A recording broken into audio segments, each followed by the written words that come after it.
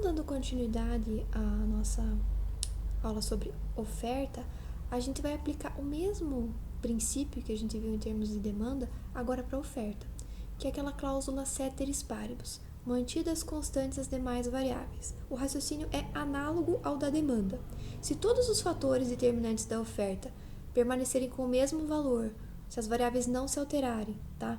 As variações nas quantidades ofertadas de qualquer bem ou serviço que a gente estiver analisando só podem ser atribuídas às variações no preço do próprio bem, tá? Então, ceteris paribus não mudou nenhuma das outras variáveis, não mudou a expectativa do empresário, não mudou condição climática, não mudou o custo dos fatores de produção. Qualquer variação na quantidade ofertada é decorrente de variações no preço do próprio bem. O raciocínio é o mesmo, tá? Então, a relação entre a quantidade ofertada e o preço do produto, do próprio bem, ceteris paribus, mantidas constantes as demais variáveis, nos dá a escala de oferta individual, que, assim como a gente viu na demanda, vai expressar a quantidade máxima de um bem ou serviço que o produtor vai estar disposto a ofertar em diferentes níveis de preço.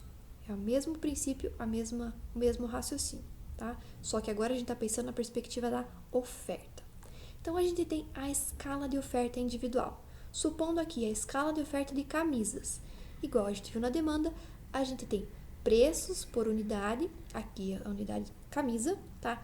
Quantidade de camisa por mês que o produtor está disposto a ofertar. Não é o quanto ele vende, é o quanto ele está disposto a ofertar. E, associando preços e quantidades, a gente tem os pontos para cada uma das combinações entre preço e quantidade máxima que o produtor está disposto a ofertar por nível de preço. Então, ao preço de R$ 140 a camisa, esse produtor está disposto a ofertar 400 camisas por mês. Isso me dá o ponto A, tá?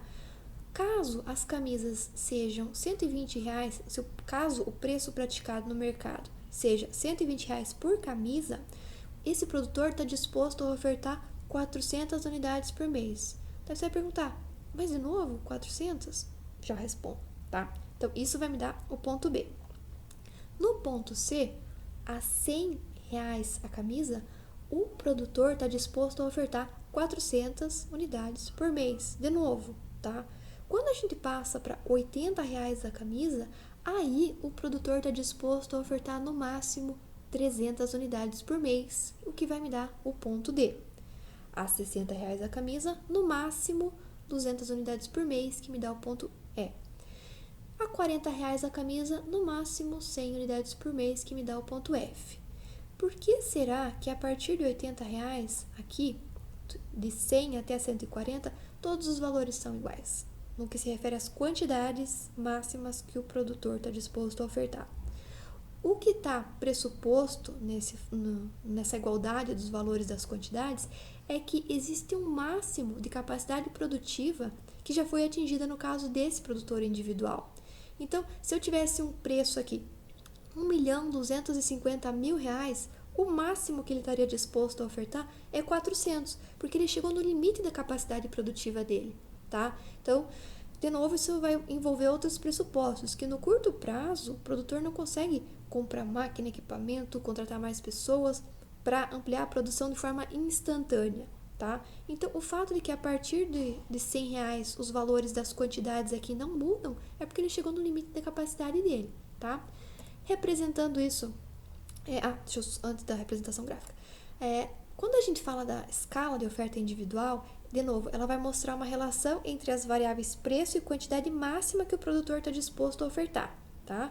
A quantidade ofertada vai aumentar à medida que o preço aumenta, porque se torna mais atrativo para o produtor ofertar aquele produto, tá?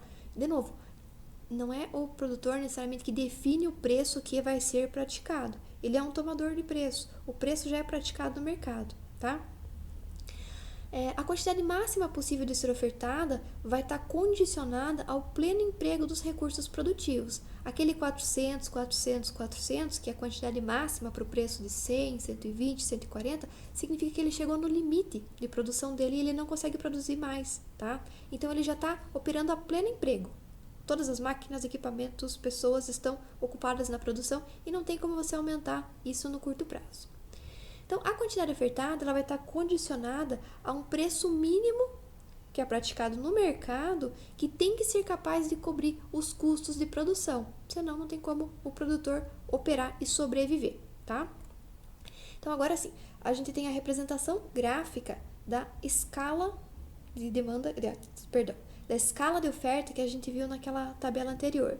Então, a gente tem os preços crescentes no eixo Y e a gente tem a quantidade no eixo X, tá? Igual no caso da demanda. Preço no eixo Y, quantidade no eixo X. Só que, ao contrário da demanda, os pontos que vão fazer as combinações entre preço e quantidade, eles vão representar um comportamento crescente, tá? Aqui a gente basicamente representou, nesse primeiro gráfico, a gente basicamente representou os pontos daquela escala de oferta individual. Ligamos os pontos e com isso nós temos a nossa curva de oferta, tá? Esse trecho que vai dos pontos, que envolve o ponto A, o ponto B e o ponto C, que fixou aqui a quantidade de 400, para o preço de 100 a quantidade é 400. Para o preço de 120 a camisa, a quantidade ofertada, ou seja, a quantidade que o produtor está disposto a ofertar, 400. Ao preço de 140, a quantidade que ele está disposto a ofertar é 400. Então, a capacidade máxima de produção dele é 400 unidades por mês. Como eu falei, passando de R$1 milhão por camisa, não importa, ele só consegue produzir 400 unidades por mês, tá? Então, aqui a gente tem uma expressão gráfica da quantidade que o produtor está disposto a ofertar, quantidade máxima que ele está disposto a ofertar a diferentes níveis de preço. Ao contrário da demanda, tá? A gente tem uma inclinação positiva da curva de oferta, tá?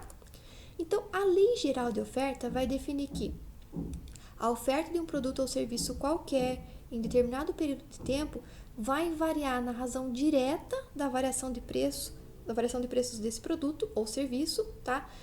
Considerando que isso vai se iniciar a partir de um nível de preços que seja suficiente para cobrir os custos de produção, até chegar no nível de pleno emprego dos fatores de produção, que é aquele segmento vertical da curva de oferta. Deixa eu voltar. É esse segmento vertical da curva de oferta, que é o pleno emprego, tá? Por quê? Porque nesse segmento a produção se torna constante, ele não consegue mais ampliar a produção, tá? Ainda que os preços possam continuar oscilando, tá? Esses preços de referência, que são os preços praticados no mercado, ele não consegue mais ampliar a produção. Então, em essência, a lei geral de oferta define que ceteris paribus, mantidas constantes as demais variáveis, que são tecnologia, custos de produção, todas aquelas que a gente viu, mantidas constantes as demais variáveis, quando você tem aumentos de preço, isso estimula o produtor a ofertar uma quantidade maior, tá? Por isso que a nossa curva de oferta tem uma inclinação positiva, até, de novo, o segmento em que o produtor individual chega no seu nível máximo de produção. Então, em essência, é uma perspectiva muito similar à da demanda no que se refere à lei, tá? Só que no caso da demanda, a inclinação da curva de demanda é negativa. No caso da inclinação da curva de oferta é positiva, porque existe uma relação positiva entre o preço praticado no mercado e o estímulo que o produtor tem para ofertar uma quantidade maior, tá? Então, a gente pode representar essa lei geral da oferta, tá? Redução de preço reduz a quantidade ofertada, aumento de preço aumenta a quantidade ofertada. O estímulo que o produtor tem para produzir é aumento de preço. Se o preço cai, considerando ceteris paribus, mantidas constantes as demais variáveis, tá? Ele vai estar disposto a ofertar uma quantidade menor. Por quê? Porque não mudou o custo de produção, não mudou tecnologia, não mudou nada. Não mudou nada para ele. A única coisa que mudou é o preço praticado no mercado. Se o preço está mais baixo, ele tem um estímulo menor para ofertar esse produto, tá? Da mesma forma que a gente viu no caso da demanda, demanda é diferente de quantidade demandada, oferta é diferente de quantidade ofertada. Oferta é a curva, enquanto quantidade ofertada é um ponto na curva. É o mesmo raciocínio que a gente viu anteriormente. Então, vou retomar aqui o gráfico. Quando a gente tem um aumento do preço de R$40 para R$60 a camisa, a gente passa de uma quantidade de 100 camisas por mês para 200 camisas por mês. Então, aumentos de preço são representados em contrapartida com aumentos na quantidade ofertada, tá? Então, eu não posso dizer que, o preço aumentou de 40 para 60, aumentou a oferta. Não, tá? Aumentou a quantidade ofertada, que passou de 100 para 200. Por quê? Porque quando eu falo aumentou a oferta, eu espero, do ponto de vista da análise, identificar um deslocamento positivo da minha curva de oferta, tá? Então, aumentos de preço do próprio bem são representados com diferentes pontos na mesma curva de oferta, tá? Então, por isso que oferta é diferente de quantidade ofertada. Oferta é a curva, quantidade ofertada é um ponto na curva, tá? Agora vamos partir para continuidade do raciocínio. Eu já faço outro vídeo sobre oferta. Agora, oferta de mercado.